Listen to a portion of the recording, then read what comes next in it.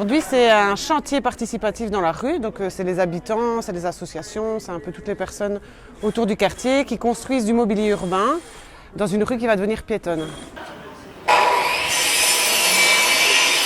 L'idée d'avoir la rue piétonne, d'avoir un espace plus communautaire, ça fait plus de 10 ans qu'on le rêve dans le quartier. Ça a pris du temps aussi parce que la mobilisation des habitants, la mobilisation des autres associations aussi, tout ça, ça a pris beaucoup de temps pour arriver aujourd'hui à vraiment ce qu'on avait envie et que tout le monde, que la plupart des habitants, on essaie qu'il y ait le plus grand nombre d'habitants qui soient partie prenante de la construction et des choix de ce qu'on fait dans cette rue pour que tout juste après, ça devienne vraiment un lieu commun de quartier. Je m'appelle Brigitte. Je fais partie du comité d'habitants, le comité roulotte, le collectif Kawa, ici qu'on construit la cabane, quoi. Et en fait, je fais à peu près toutes les activités ici qu'il y a dans le quartier. Donc déjà au mois de septembre, on a gagné un projet avec la ville, un budget participatif. Et alors, au mois de septembre, la SBL Bonneterie, avec tout un groupe de réflexion de la roulotte, on avait mis en place des pistes de réflexion pour mettre la rue piétonne. Ici, on a eu l'autorisation de la ville de mettre la rue piétonne. Donc elle sera piétonne vers le mois début juin. On a décidé avec le comité de roulotte de faire un projet de quartier pour les enfants, pour qu'ils s'amusent un peu, pour faire revivre un peu le quartier, la rue Ponty. Donc la rue Ponty, c'est pour que les enfants, et il n'y a pas que les enfants, il y a les adultes aussi, peuvent avoir un espace pour respirer un peu de l'air de chez eux, être ensemble, parler avec d'autres personnes et faire connaissance. C'est moi qui coordonne le petit Kawa. C'est le petit café que nous distribuons le mercredi matin de 9h30 à 11h à tous les gens qui passent, à les gens du quartier, à tout le monde. Tout le monde est le bienvenu en tout cas. Ça fait presque 10 ans qu'il fonctionne. Au début, on n'était que 2 copines qu'on a décidé de faire ça. Et alors après, ça a pris de l'ampleur. Et voilà, maintenant on a notre petite cabane. On allait de coin en coin dans la rue. On essaye depuis là quelques années que ce soit convivial, qu'on puisse accepter les gens de n'importe quel niveau social, qu'on puisse se réunir autour d'une tasse de café. Des fois, on reçoit des fruits, une pâtisserie, tout ça. C'est un moment de partage en fait, des uns des autres, que ce soit étranger ou tu as un problème, tout le monde est au même longueur d'onde et tout le monde s'adapte à ça et on sympathie. Et c'est comme ça qu'on rencontre des gens merveilleux. Je suis un peu bloqué. J'ai été expliqué pourquoi. Ça se fait encore.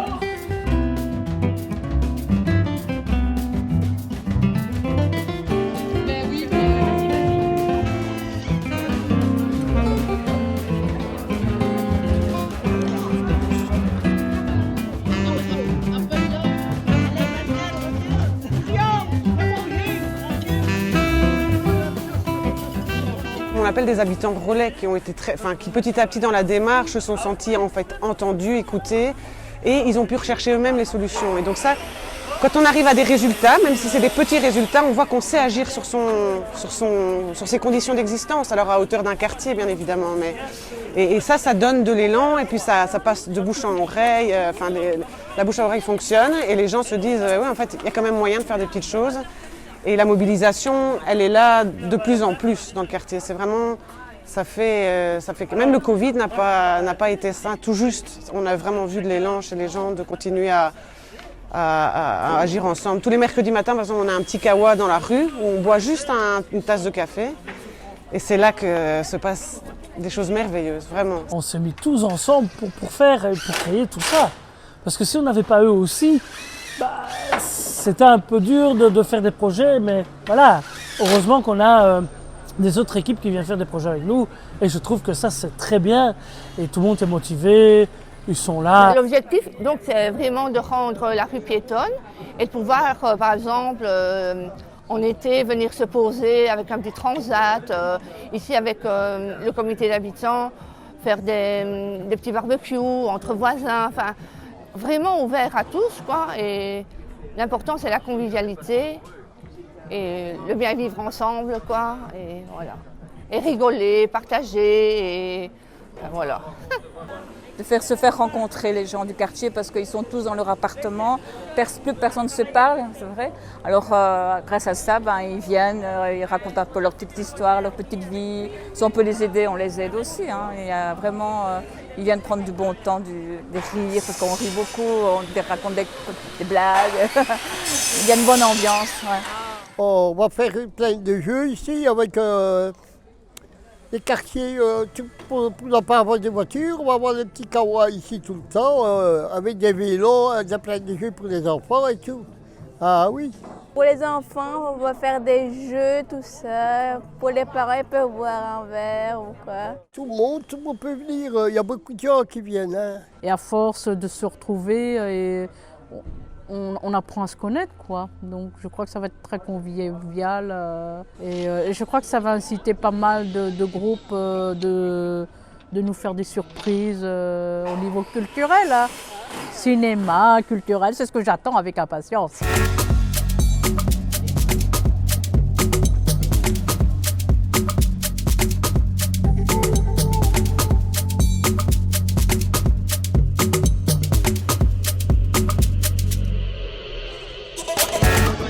On est venu, on a pris des photos, c'est pour un nouveau projet.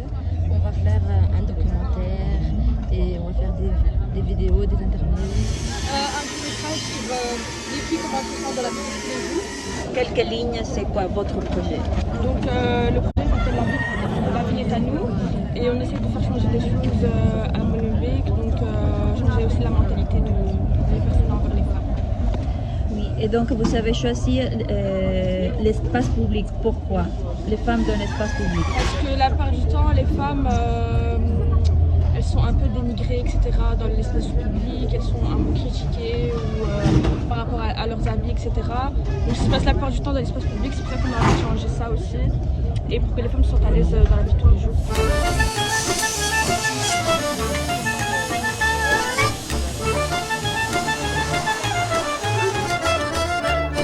Par exemple, on avait fait des silhouettes qu'on a mis un peu partout dans Molenbeek.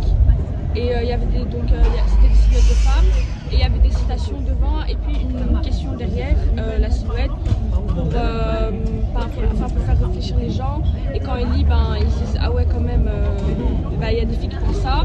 Et même plusieurs fois quand on passait par là, on voyait des gens lire et s'intéresser. Et donc en fait c'était chouette de voir que les gens ils venaient pour lire aussi les citations qu'on avait fait.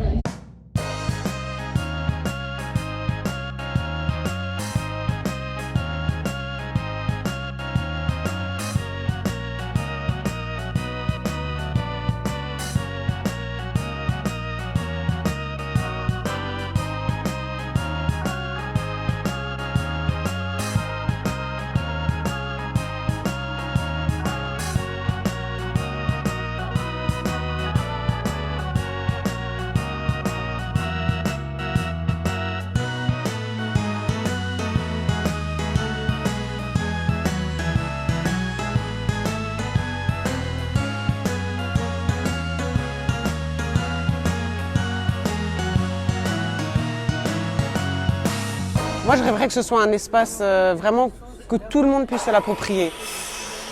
Que d'une manière ou d'une autre, parce que tout le monde n'est pas là pour participer aujourd'hui. On sait qu'on loupe sans doute une partie de la population qui habite le quartier ou qui y passe, mais que vraiment on réussisse dans le travail, dans la présence dans cette rue, à donner envie aux gens de respecter le lieu, de s'y sentir bien, de développer des projets. Enfin, tout est possible, je pense que tout est envisageable. Vraiment, c'est ça, d'avoir du rêve en fait.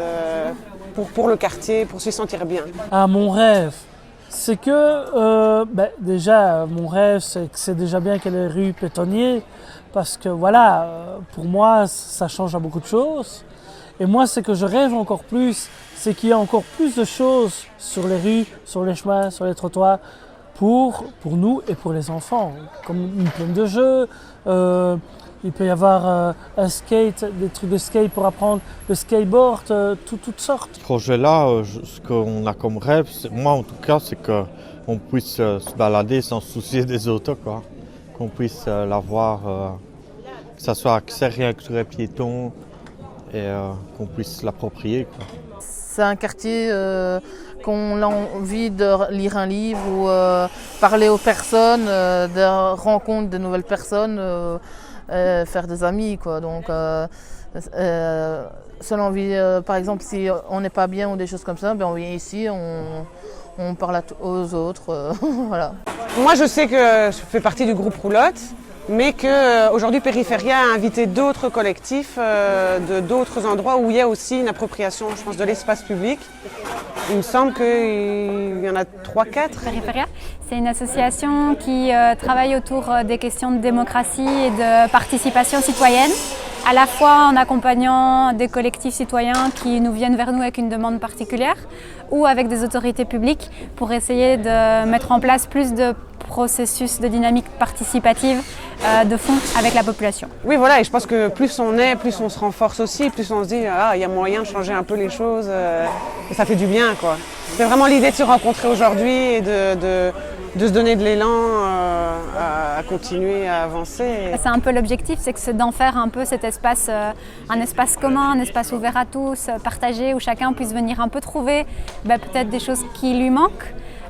Que ce soit en termes d'aménagement, parce qu'il y a pas mal de personnes aussi dans le quartier qui n'ont pas de jardin, qui n'ont pas d'endroit pour se rassembler avec la famille. Et si en fait ce projet-là peut faire écho chez d'autres, ce serait génial. J'ai bien compris que c'est aussi un moment où les associations vont travailler pour justement de commencer à faire le quartier qu'on veut, qu'on a besoin, qu'on rêve. Et je trouve que c'est un moment formidable.